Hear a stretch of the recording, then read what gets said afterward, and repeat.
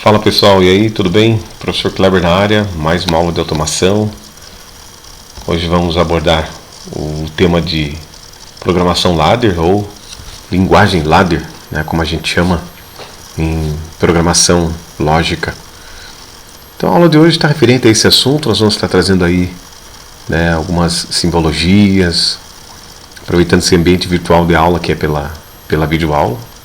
Então nós vamos estar abordando esse tema aí, os desenhos, né, as estruturas, né, a linguagem propriamente dita, né, a digitação sobre elementos de entrada, elementos de saída, enfim, uma aula básica dessa relação. Depois a gente vai se aprofundando, vou ter exemplos que a gente vai estar fazendo também quando retornar às aulas práticas. Mas assim a gente já fica conhecendo e já pega alguns macetes e algumas dicas iniciais para que a gente possa estar programando alguma coisa, automatizando e controlando programavelmente. Bora lá então a aula de hoje é a nossa 8ª aula, se não me falha a memória. Na 10ª aula a gente tem uma avaliação. A gente já fez a primeira na 5ª aula, então são 20 encontros. Então uma ideia é que a cada 5 aulas a gente tem uma avaliação, né? E aí lá no final, na última aula, a gente tem a última prova. Então mais ou menos assim que vai funcionar. E tem os trabalhos, os exercícios, quem não fez e estiver disposto a fazer. A ideia é a gente dividir a nota, né? Por mais que você não fez aí, esqueceu de mandar, manda no e-mail do professor. Você pode estar mandando esse material também, o professor ainda estará aceitando, né? Com a metade da nota, mas está aceitando. Beleza? Uma ideia lá, se for 4 pontos, vale 2 pontos. Se for 5, vale 2,5 e por aí vai. Beleza? Lá no final, pelo menos, pega uma pontuação que pode te ajudar a eliminar essa disciplina sem que você precisa fazer uma outra prova, enfim, uma recuperação aí. Beleza? São pontinhos importantes que lá no final da disciplina de automação vão ser valiosos aí para finalizar essa disciplina. E já na reta final, o pessoal que está fazendo, né, o curso, já pega seu certificado, seu diploma aí, reta final aí na hora de finalizar, né, esse semestre aí. Beleza? Então vamos lá. A aula de hoje, referente a esse sábado, né? Então é hoje a linguagem ladder, a 8ª aula. Amanhã é dia 25, né? É hoje, dia 25, o professor grava um pouquinho antes, né? Amanhã é dia 25, que é o sábado, dia 25 de julho. Essa aula é referente ao cronograma dessa data, 25 de julho. E o professor vai estar disponibilizando, aí vai estar lançando lá no canal da escola, no YouTube, né? Para que você possa estar acessando e estar assistindo essa aula, para que você possa estar também aprendendo e tirando um conceito aí desse conteúdo, desses tópicos propostos para a aula de hoje. Vamos lá então, linguagem ladder. O que é linguagem ladder? Às vezes a pessoa dá puxa, tende a falar no inglês, né? Linguagem ladder, também é a mesma coisa. Às vezes a gente fala mesmo e não tem problema nenhum. A gente sabe que a gente está falando sobre ela. O que muda? Muda a relação do software que você está utilizando para você fazer a programação, porque o software tem referência, né, ao CLP que você vai estar usando, né? Aqui a gente vai dar alguns exemplos aí. Hoje a gente vai falar sobre um deles que é robusto e difícil, se bem que todo controlador lógico programável é difícil de você estar dominando, né, esse cara aí na relação de IHM aí, enfim, né? Você está controlando ele porque toda a programação é complexa, né? Parece que não, mas na hora que você tiver na prática você vai ver a dificuldade que você tem em se tratando de programar e controlar alguma coisa, eletricamente falando. Então a gente vai falar sobre o Schneider, né? Esse LP aí, tem até um softwarezinho que é o que até eu estou utilizando aí nesse meu notebook aqui, para estar usando ele também. Enfim, a gente vai definir ainda, né, nas aulas presenciais e práticas, a gente vai estar trocando uma ideia pessoalmente para ver qual a gente vai utilizar. Se você tiver uma ideia, você que está aí assistindo o professor, professor, eu trabalho com isso, eu já fiz isso, eu tenho um software tal, dá uma indicação ao professor ali, para a gente ter uma ideia do que você está usando, se é que você está usando. Não tem nenhum, não. Fala, professor, não tenho nenhum, mas eu tenho tal, eu tenho interesse em estudar tal, eu vi esse, né, eu tenho CD, eu tenho um drive para instalar esse, né. A ideia é que a gente trabalhe sempre com o mesmo para facilitar, né, a hora de fazer os trabalhos e avaliações, né. Mas nada impede de você ter o teu software. Se você quiser, o professor aceita também. Você tem o teu software aí, VEG, Siemens, e a gente vai estar fazendo, né? Desde que, professor, eu tenho um CLPzinho, eu consigo algum, quero fazer sobre ele, faz também, a professora aceita. Você vai estar explicando para mim a estrutura da programação que você fez, que você logicamente programou, e a professora vai estar avaliando também, vai valer sim, com certeza. Né? Tudo que for para facilitar aí, é bem-vindo. Não tem, aí ninguém tem, todo mundo faz a mesma coisa, mas se tiver o teu e quiser trabalhar a parte, você pode fazer sim. Isso é importantíssimo até para a gente trocar ideia e trocar conhecimento. Beleza? Indiferente, fica em aberto esse lance aí, pra gente aí vai ficar como sugestão aí. Ok? Até se você tiver algum manual de instrução, de programação lá, de algum CLP, você pode estar mandando para o professor. Aliás, se não tiver pesquisa algum, manda para mim no e-mail também, né, um material em PDF sobre o CLP que você achou interessante, que você gosta, que você tem interesse em trabalhar.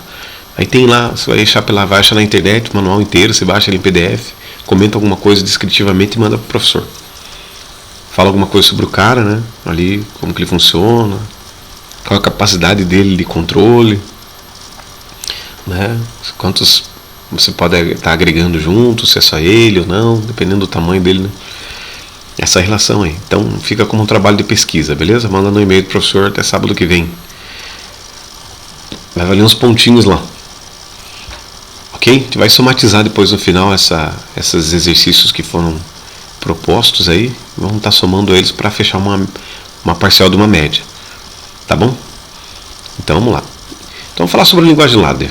Foi a primeira que surgiu para a programação dos controladores lógicos programáveis, considerando que, na época, os técnicos e engenheiros eletricistas, né, eram normalmente os encarregados da manutenção, essa parte que a gente fala sempre no chão da fábrica, né, a linguagem ladder deve ser algo familiar para o pessoal que já trabalha com esses profissionais que trabalham nessa área.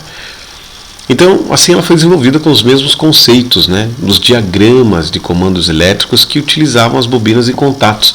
Aquela história que o professor fala sempre, né, da comutação, né, através dos relés, através, né, dos contactores, enfim.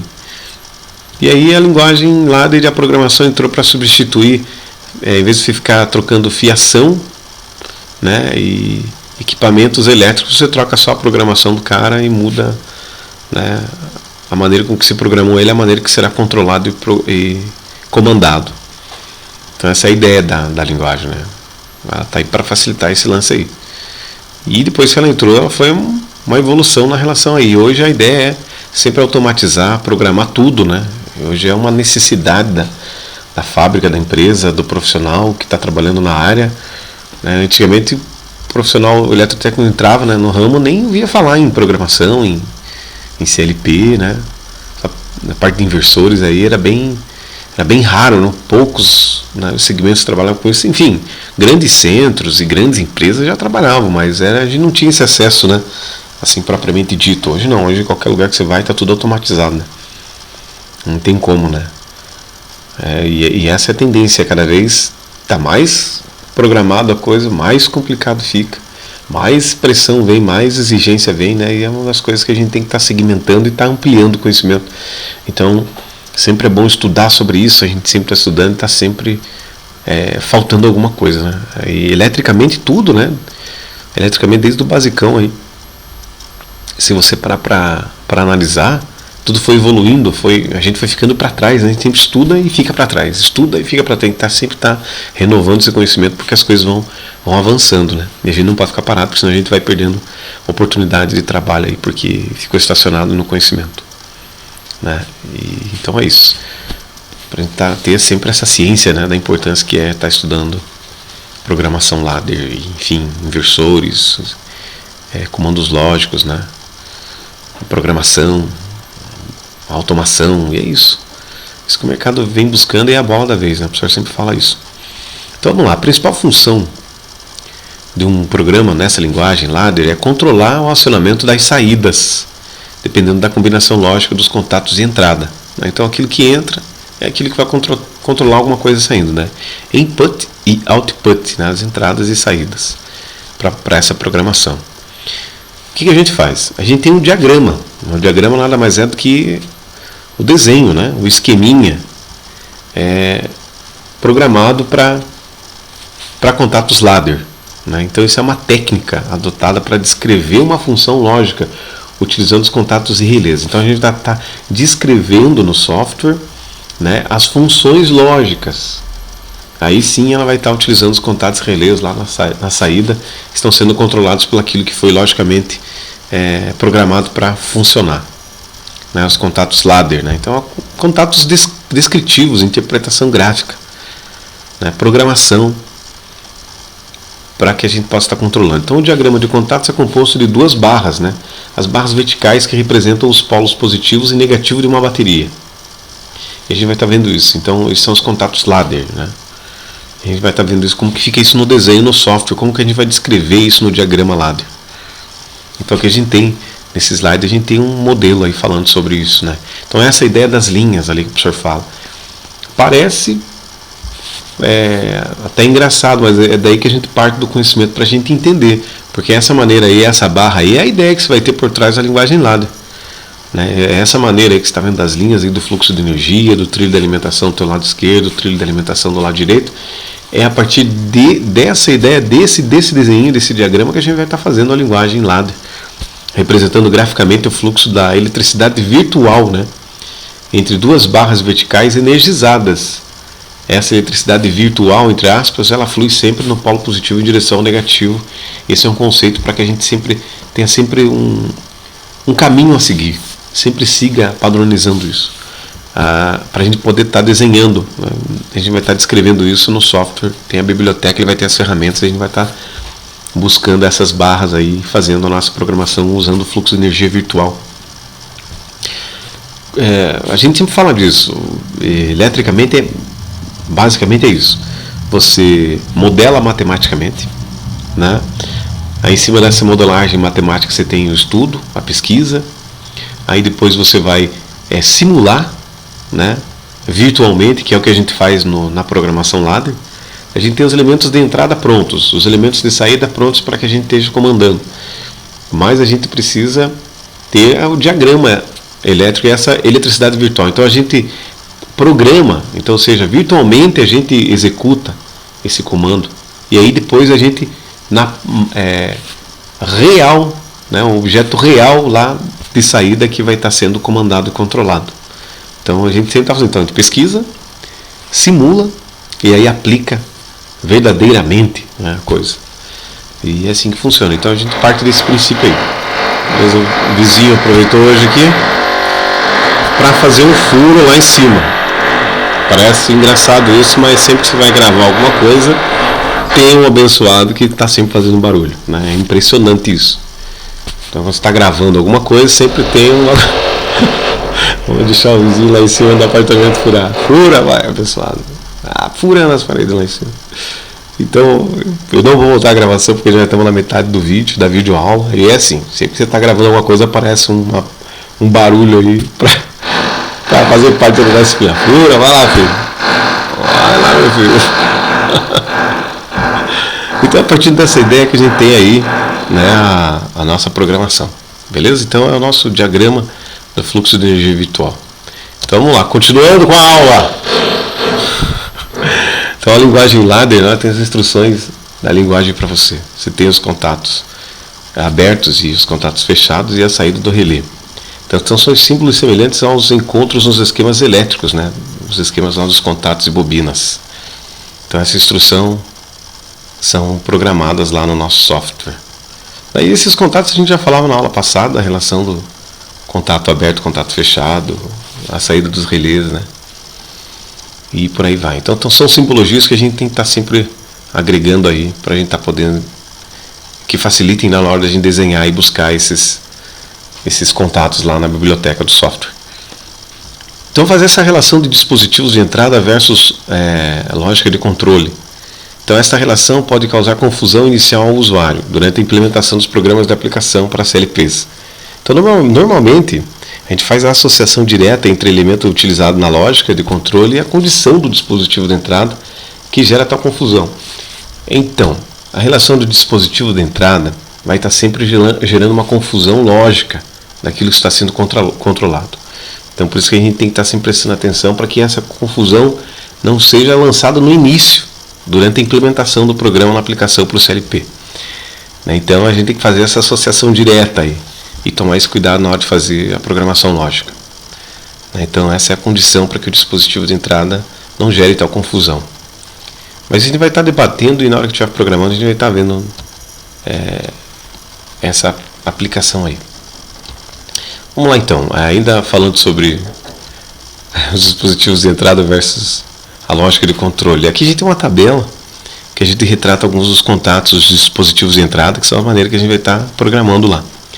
Então a gente vai olhar ali nessa primeira linha, que está em negrito ali, a gente tem os dispositivos de entrada, a tabela das imagens das entradas, elemento da lógica de controle, atuação do contato lógico, fluxo de corrente lógica e por aí vai, né? E para cada dispositivo de entrada a gente tem esse controle, né? A tabela da imagem das entradas, o elemento lógico de controle e por aí vai. Vamos dar uma ideia ali. Dispositivo de entrada para o contato normal aberto.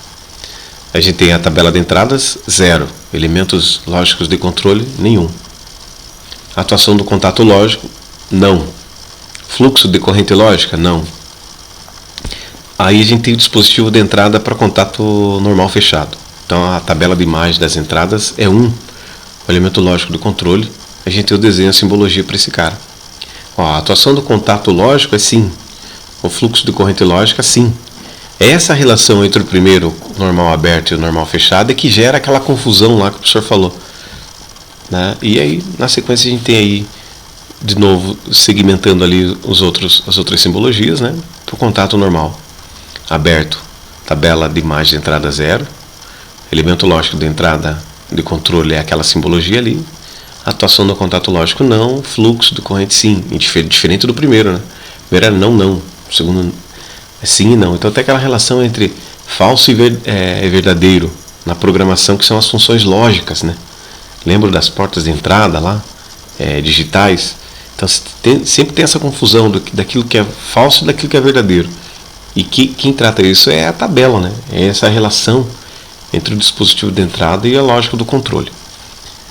A gente tem ali o quarto símbolo, que também é um normal fechado, mas olha, a tabela de imagem de entrada dele é 1. A simbologia é a referência do contato aberto. Só que a atuação do contato lógico ela é verdadeira. E o fluxo de corrente lógica é falso, é não. Então dá uma olhada que sempre tem essa inversão. É essa relação aí que dá confusão na hora do dispositivo lá de estar relacionando esses caras, dispositivos de entrada, na relação lógica que a gente está programando. E a gente fala sempre da corrente lógica fictícia.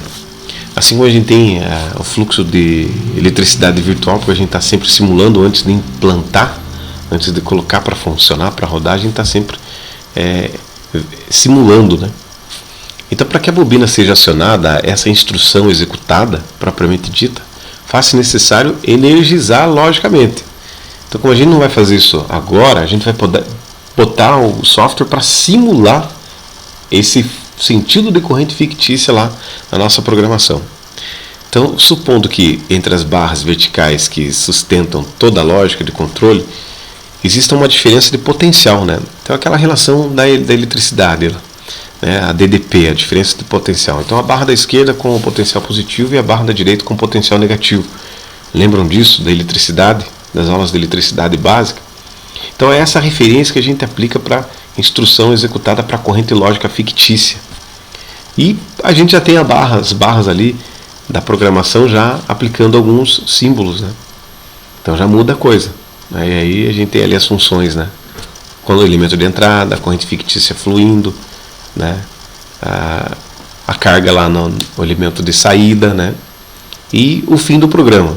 Então seria uma ideia de como a gente faria esse desenho aí, sempre fluindo do positivo para o negativo, virtualmente falando, né?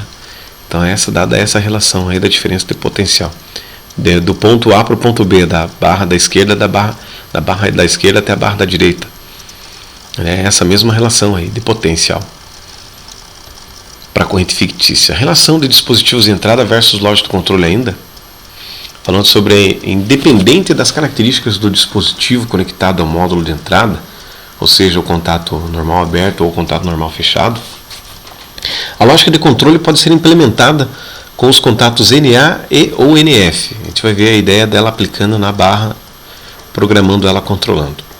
Então vamos avançando um pouquinho essa parte de teoria, porque a gente tem alguns tipos de dados que a gente tem que levar em consideração para quando a gente esteja programando. Além dos pontos de entrada e saída discretas, há outros elementos utilizados na implementação da lógica de controle. Então, embora para cada PLC ou CLP, que é a mesma coisa, né, falando tecnicamente, você tem que utilizar algumas nomenclaturas.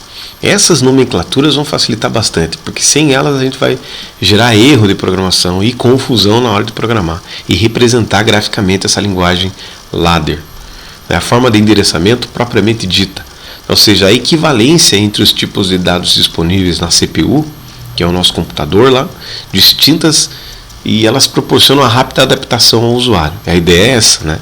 É ser eficiente e rápido mesmo para quem está usando, quando estiver aplicando lá num comando ou num controle. Então, entradas digitais, nós lembramos de uma das aulas iniciais que a gente falava alguma coisa sobre um resumo sobre a programação ladder. Agora a gente já começa a detalhar ela, porque daqui a gente parte para programar e daqui a gente parte para pôr para rodar, né? As entradas digitais são identificadas por um I maiúsculo, né, que significa input, né? Os controladores da HI tecnologia é identificada através de uma numeração sequencial que inicia-se em 0, dada aquela relação das tabelas, né? Então, a numeração sequencial começa em 0. Então, seu valor final depende da quantidade das placas, né?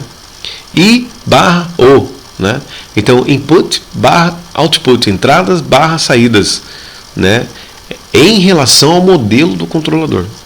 É o modelo do controlador, tipo do controlador, que vai dar para a gente essa especificação aí, né? Da quantidade das placas de I/O, né? De entradas e saídas lá para o nosso programador. Então, normalmente, elas estão associadas às instruções booleanas de entrada, NA, NF. Quando eu pedi para a gente fazer uma pesquisa sobre as portas digitais, as funções lógicas, ele falava sobre a relação booleana, né? Então, dá uma revisada nisso também, dá uma pesquisada sobre o que é uma instrução booleana, e vai facilitar a gente na hora que a gente estiver programando. Então, aqui ele tem uma ideia para um programador lógico controlado, que é o ZAP 900, né? O ZAP 900. Então ele tem disponíveis nas 12 entradas digitais, né? O ZAP 900. Então ele tem 12 entradas digitais, esse programador lógico aí. Então são consideráveis as entradas digitais para que a gente possa estar trabalhando essas funções aí, instruções booleanas de entrada para contato NA e NF. Então volta lá de novo, professor, pesquisa instruções booleanas, né? Por se tirar essa referência. Eu falava numa das aulas, né? Acho que na segunda aula, eu falei sobre essas instruções, essa relação aí. Está referente às portas lógicas, né? Então são as saídas digitais, né? Agora a gente vai falar sobre ela. Então falava sobre as entradas digitais e agora sobre as saídas digitais. Daí entra aquela relação de entrada analógica e entrada digital, saída analógica e saída digital. Para a nossa linguagem ladder, a gente parte para digital. Então essas saídas digitais são identificadas pela nomenclatura O, né, que é O de output, ou seja, saída nos controladores de high tecnologia, né, de HI tecnologia. Então normalmente associadas às instruções booleanas de saída, né, das bobinas lá, as bobinas que seccionam os contadores, os relés e por aí vai. Elas podem ser utilizadas também instruções booleanas de entrada para normal aberto e normal fechado, conforme a necessidade. Para o controlador, o ZAP 900, nós temos disponíveis 12 saídas digitais. Se a gente tem 12, vamos voltar lá, 12 entradas digitais, e o controlador é o mesmo, então as saídas têm que ser as mesmas, né? Se você tem 12 entradas, você tem 12 saídas digitais. 12 entradas digitais para 12 saídas digitais. É assim, é aí que o professor fala naquela relação ali. A quantidade, né, das placas lá, quem demanda para a gente, quem dá a regra é o controlador. Dá a regra para o programador. Você tem 12 entradas, você tem 12 saídas, não tem outro jeito, né, para a gente estar programando esse cara aí. A instrução end, né, lá na linguagem ladder, o que é isso? É uma instrução. A instrução indicando o quê? Final, né? Quando se finaliza a programação, por mais simples que ela seja, só para a gente ligar um LED, uma lâmpada só, a gente teria de estar utilizando, tem que utilizar a função, né, de instrução final, que é end, porque senão ele não para, não finaliza, né? Você põe para rodar, ele liga e não desliga mais, né? O elemento de entrada entra, o programador programa, o controlador controla aquilo que está saindo, não é? Se ele não tem um final para essa programação, ele vai interpretar que é para ficar ligado. Se for assim, você não precisa da programação, né? Você pode usar outro tipo de instrução, de função para estar energizando alguma coisa. Então, toda instrução localizada após a instrução end não será executada mais. É assim que o software vai interpretar aquilo que você pensou, aquilo que você quer que ele faça. Quer que ele pare, ele finaliza e pronto. Então, a não existência da instrução end ocasiona num negócio chamado erro, né? Ou confusão na hora de se estar programando. Então, sempre tem que colocar a instrução end para finalizar qualquer instrução na programação lá.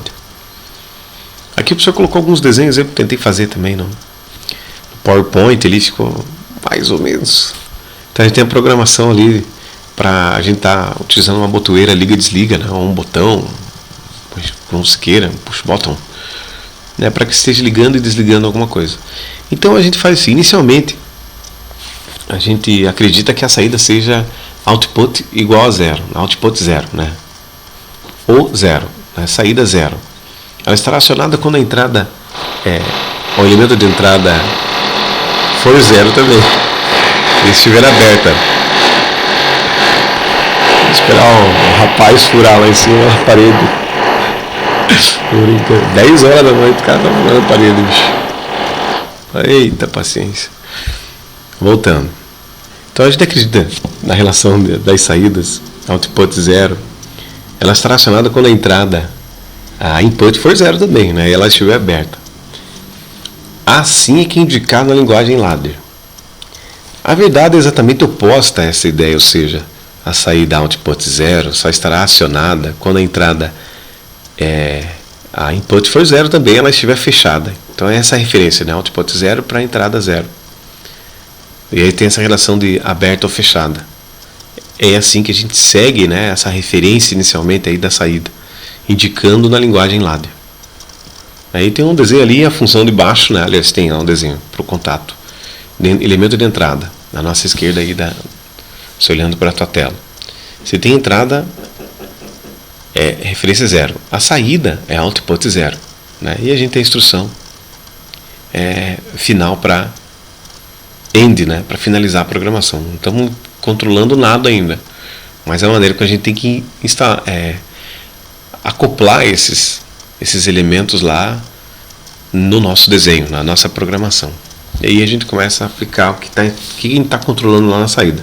Por enquanto a gente já está interpretando a instrução e colocando a instrução lá nas barras, colocando no desenho essas instruções na barra. Mas ainda se tem entrada zero, saída zero, né? E aí entra aquela referência lá que o senhor falava das funções lógicas das portas de entradas. Lembra? A gente falava para estudar sobre, porque a hora que chegasse na relação da programação a gente teria uma dificuldade para fazer essa combinação entre os contatos normal aberto e normal fechado. Porque serve para orientar, então é essa importância para quem está projetando, né? O programador está projetando essas instruções para os circuitos lógicos, né? Então ele tem que interpretar as funções lógicas. E aí tinha aquele estudo de pesquisa que o pessoal mandou para mim no e-mail. Então a função e, né, ou a função lógica AND, a gente tem aquela referência, lembra? De I000, I001, né? Output 0001. Aí você tem a tabela da verdade, lembram? Vocês fizeram eletrônica digital? Então é a mesma relação da tabela da verdade. Então para cada entrada a gente tem um tipo de saída lá. E isso é a referência daquilo que entra, aquilo que sai na função lógica, né? Na função lógica. Essa referência, e não na relação contato NA-NF do controlador. Então, a tabela da verdade. Então, sempre dá uma pesquisadinha lá de novo. Funções lógicas para a função da porta lógica AND, porta digital AND. Né? E ali a gente tem a barra ali do desenho para os contatos ali na relação de saída. Então, é bom revisar. E a gente tem uma das outras que a gente utiliza, que é a função lógica OR, né? Função de saída digital, né? Você já começa a atrelar ali o contato. Lá estavam os dois contatos em série, né? Como se fosse uma ideia, né? Ali, né? De I000 e I001. Aqui a gente tem I000 e embaixo I001, né? A gente tem dois contatos também, né? De entrada ali, né? Botão liga-desliga, pode ser, né? Para saída, né? Output em 001.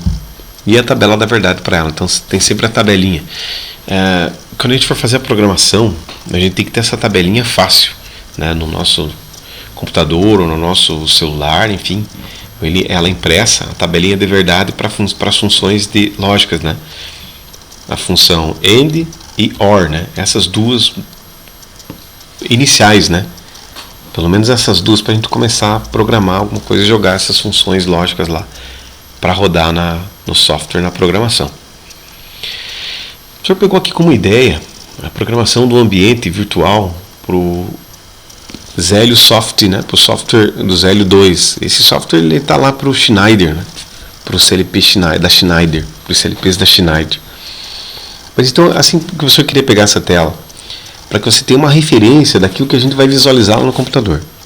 Então a gente tem as funções, se você olhar lá embaixo na tela, desse print screen aí, dessa cópia da tela, a gente tem as funções, para dar uma olhada ali. A primeira seta, descendo lá para baixo, ela diz entradas digitais, né? Ou seja, as chaves permanentes, são as nossas entradas. A gente tem ali o outro desenho, né? Aquela esfera azul ali, tá vendo? São as teclas dos botões instantâneos. Você pega a seta e desce lá embaixo na barra lá. São as funções, né? A gente tem também no nosso lado esquerdo ali as linhas de programação. E lá no nosso lado direito nós temos a área da programação que a gente está fazendo. Então a gente tem ali linhas de programação. 1, 2, 3, 4. 4 para cima e 4 para baixo. São as linhas de programação. Então o que é isso? A área de controle está ali dos contatos, se dá uma olhada ali. Contato 1, 2, 3, 4 e 5. Aí a gente tem lá as bobinas de saída, né? E o comentário que você pode deixar ali para você não se perder na hora que você vai programar. O que eu estou fazendo aqui? Né? Fazendo isso, seguindo essa lógica. Dá ali uma dica, ele deixa sempre uma dica para estar sempre lembrando ou para facilitar o entendimento. Voltando ainda lá embaixo, lá, você tem alguns desenhos, né? E para cada desenho, para cada símbolo, você tem uma função para a área de contato. Você tem lá os relés auxiliares, as saídas digitais, os temporizadores, lembra que foi a aula passada, até tem alguma coisa que a gente tem que revisar, tem que incluir mais alguma coisa sobre temporização. Os contadores, né? Contadores, não contactores, contadores mesmo, quantitativamente falando. E os comparadores dos contadores. Tem um comparador, ele vai estar sempre fazendo essa análise, né, daquilo que foi contado. Os relógios, lógico, você vai estar trabalhando com timing, né? Os blocos de textos. E a gente tem também a retroiluminação ali. E tem outras funções ali que a gente vai estar usando ali. Né? A gente vai estar vendo qual que é interessante para nós. E como colocar esse cara para rodar, né? Se a gente faz uma programação lá nas barras lá, a gente tem que pôr ele para rodar, ou seja, para simular. Se ele rodar sem erro, você pode gravar no controlador, lá no microcontrolador do teu CLP e botar para rodar, para que as saídas realmente estejam sendo controladas conforme aquilo que você pensou e programou. Então a gente tem ali ainda para o ambiente de programação, para esse modelo do professor, a gente tem ali a tabelinha, a gente tem a relação do quadrante amarelo e do quadrante azul. Né? Esse cara o que esse cara está fazendo? Ele está identificando as áreas, né? Para os contatos, né? Então a gente vai ter sempre essa distinção através de cores, né? Diferente do controlador. Né? Então a gente vai ter que estar fazendo aí esse controle das linhas ali, né? Linhas amarelas e linhas azuis. Para cada uma delas a gente tem uma função, né, de controle. Isso aqui é legal quando a gente vai para o computador mesmo, que a gente faz, tira print screen e joga ali no PowerPoint, a resolução fica ruim, mas na tela lá fica bem nítido, bem bacana estar estudando. Né? O modo de edição, o modo de exibição, né? Para o ambiente de programação que você esteja utilizando. Vamos dar um exemplo aqui. Para a relação de acender uma lâmpada. Então, inicialmente a gente seleciona um contato de chave. A chave permanente, né? Que é aquela função primeira lá do primeiro print screen de tela. A entrada digital, né? Para isso, a gente tem que selecionar o botão do elemento de entrada digital indicado na figura que está dizendo ali, clica na descrição I1 e arrasta para a área amarela. Olha lá, então ele pegou I1, arrastou a chave permanente, que é a entrada digital, é um contato normal aberto, que fica em amarelo ali, para a entrada 1. A gente já jogou esse cara na área amarela, né? Aí tem a primeira maneira que a gente vai estar jogando alguma coisa lá para estar programando. Então o que a gente fez ali? Inicialmente selecionamos um contato de chave. Esse contato de chave é permanente para a entrada digital. Então a gente selecionou ele já vem nomenclado para a instrução de normal aberto e está lá esperando. A gente arrasta ele para a área amarela, ele fica lá desenhadinho para a gente só interliga esse cara daí. Vamos ver o que mais que a gente tem aqui, para a gente possa estar adiantando um pouquinho. E na outra aula a gente vai estar falando de novo sobre programação, acredito eu. Se eu não tiver perdido no tempo aqui, já está quase na hora de finalizar essa aula. Com furadeira e tudo mais, galera. Ficar furando as paredes aqui, mano. Então, ó, ainda sobre programação no software 2, nos Hélios, software 2, acendendo a lâmpada. Para adicionar um nome ao contato, a gente clica 2 vezes sobre o contato. Clica sobre esse cara e aí a gente vai estar nomeando ele. Para ele mostrar para a gente o que está ali. O que é ali? Uma chave liga e desliga. Né? Está um contato aberto esperando para ser seccionado. E dá um OK para essa instrução e ele fica gravado lá. E fica o projeto. Né? A gente vai sempre estar fazendo um projetinho. Então, projeto de programação ladder para acender uma lâmpada. Primeiro que a gente vai fazer lá, uma ideia. E a gente salva sempre. Né? Ele fica salvo, você salva no pendrive, joga na nuvem, lá no teu e-mail, enfim, né? Deixa ele salvo lá no computador, salva, manda para o teu e-mail, para depois a gente estar reaproveitando esse cara, abre ele, você pode estar alterando a programação na hora que a gente quiser. A gente vai agregando mais coisas utilizando o mesmo projeto inicial, sempre agregando, incluindo coisa a mais, né? Sem ter que fazer do zero. Então facilita bastante, então a gente vai estar sempre acrescentando mais coisas, deixando mais complicada a programação. Mas para que a gente faça isso, a gente tem que partir do inicial, que é o basicão. Então, acendendo uma lâmpada ainda nesse exemplo, a gente adiciona o programa a saída digital. Né? E onde que vai a saída? A entrada vai lá na área de contato amarela. Né? Nós nomeamos lá a chave liga e desliga. Contato normal aberto. Lá no elemento azul, a gente tem um comandinho para ela. A saída 1. A saída 1, uma saída digital, né? Então a gente tem que acrescentar a entrada do elemento digital permanente e uma saída para esse cara lá. O que o professor está tentando dizer? Que os elementos de entrada eles estão lá na área amarela, né? E os elementos de saída eles vão estar lá na coluna azul, na área azul, que é a área para contato para esse cara na programação. É uma maneira de a gente separar essa relação de entrada e saída. Aquilo que é permanente é aquilo que está saindo e aquilo que está entrando na programação. E para tudo tem um desenho, né? Até é bacana de fazer. Assim como lá em projetos vai estar programando a relação lá, fazendo as simbologias, né, elétricas. A gente vai estar fazendo a nossa estrutura, né, e a nossa descrição, os diagramas para programação, ladder. Então ainda acendendo, a gente pode colocar lá a função de fecha as ligações. Você pode estar descrevendo ela e está atrelando elas. Aí o que acontece? Ele traça o caminho, né? Onde ele entra, a chave, até onde ele vai, até chegar na saída. Então ele fecha o circuito, né, virtual, para que você possa estar fazendo a energia virtual ali, tá passando, e também as correntes fictícias virtuais, né? Isso daí pode pôr para simular, para rodar esse cara, para ver se funcionou mesmo. Então ainda acelerando um pouquinho, a gente pode simular, e aí que entra a relação. Então a gente fez essa programação e coloca o software para rodar. Aperta naquele botãozinho lá em cima, ele tem um S de simule, né, um simulator, um simulador, né, lá no modo de edição, no modo de exibição lá do nosso software. E aí você aperta nele, se ele rodar certinho, ele vai funcionar na boa. Se ele tiver um erro, ele vai estar mostrando para a gente o erro. E a gente vai estar corrigindo o erro na programação. Se tiver o erro na programação, ele vai ter um erro lá na saída. Então, ou seja, aquilo que você está tentando controlar, você não vai controlar ele corretamente. Quem simula isso e testa para a gente é o software. Né? Por isso, a função da programação, para facilitar a coisa. Imagina se programar, não põe para rodar, não simula, vai lá e instala o equipamento e não roda, e começa a gerar confusão, gerar erro, porque tua programação não está batendo.